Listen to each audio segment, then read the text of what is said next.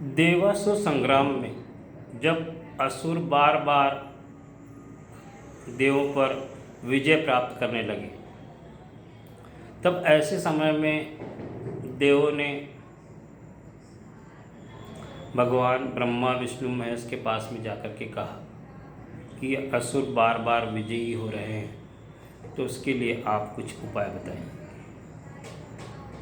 तब उन्होंने बताया कि दधीचि ऋषि उनके हड्डियों से अस्त्र बनाए और उन अस्त्रों का उपयोग देवासुर संग्राम में करें, तो तुम्हारी अवश्य ही विजय हो। तो देवों के लिए दधीचि ऋषि ने अपने आप को गलाया और अपनी अस्थियों को, हड्डियों को दान में दे दिया। तो उन्हीं की हड्डियों से देवराज इंद्र को अस्त्र प्राप्त हुआ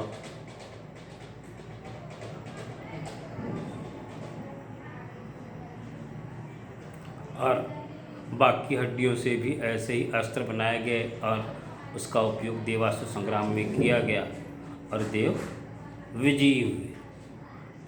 किंतु इधर दधीचि ऋषि की पत्नी उसी समय में पेट से थी। वो देख रही थी कि उनका पति मर गया है, तो उन्हें भी उस समय की रीति के अनुसार सती होना था।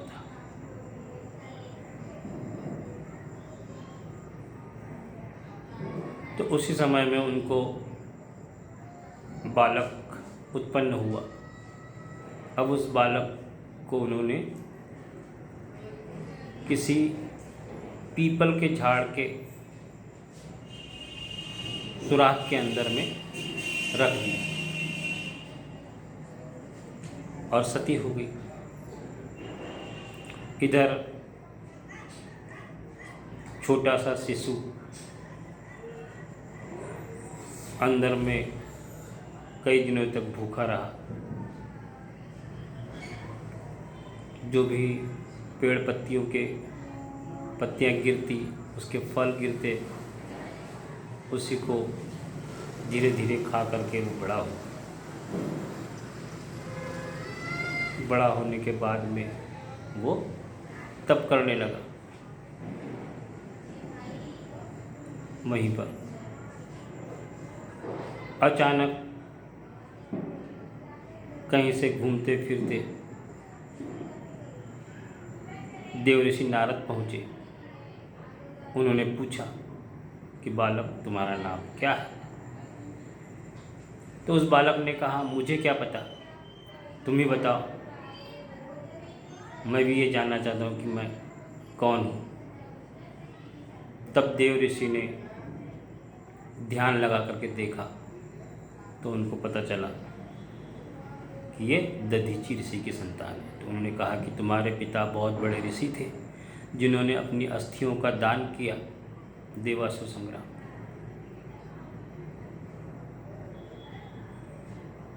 तब बालक ने पूछा उस समय उनकी आयु कितनी थी? तब देवर्षि नारद ने कहा कि उनकी आयु ज़्यादा भी नहीं थी, 35-40 के करीब में थी। तो इतनी उम्र में उनकी मृत्यु कैसे हुई? क्या कारण था कि उनको अपनी हड्डियों का दान देना पड़ा? तब देवर्षि नारद ने बताया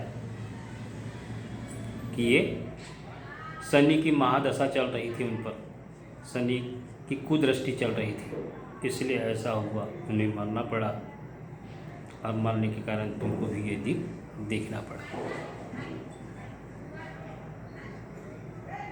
और देवर्षि नारद ने ही कहा कि हे बालक, तुम इस पीपल के वृक्ष के नीचे बड़े हुए, इसलिए मैं तुम्हें पिपलादी नाम देता हूँ। और अंतर ध्यान हो। इधर बालक को लगा कि शनि के कारण ही मेरी ऐसी दशा हुई है, तो उन्होंने ब्रह्मा जी की घोर तपस्या की, और घोर तपस्या करने के बाद में भगवान से वर मांगा कि किसी को भी वो देखे जिस पर उन पर बुरी नज़र देखने वाले, तो वो नज़र भर के देखे तो वो भस्म हो जाए, वो जलने लग जाए। तो जैसे ही भगवान की तपस्या की, उन्होंने तपस्या करने के बाद में ब्रह्मा जी प्रकट हुए उनके वरदान और प्रसन्न होकर के, और उन्होंने वरदान मांगने को कहा। तो उन्होंने वरदान में यही मांगा कि जो भी उन पर कुदृष्टि डाले उन पर वो अपनी दृष्टि से उनको जला दे। तो वरदान प्राप्त करने के बाद में पिप्पलादी ऋषि को पहले से ही क्रोध था शनिदेव पर।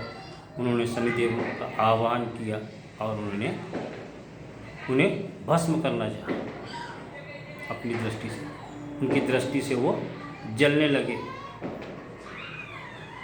तो जैसे ही वो जलने लगे, पूरे ब्रह्मांड में खलबली मच गई, और उस खलबली में सभी लोग आह्वान करने लगे ब्रह्मा जी का कि आपके वरदान के कारण ही ऐसा हो रहा है।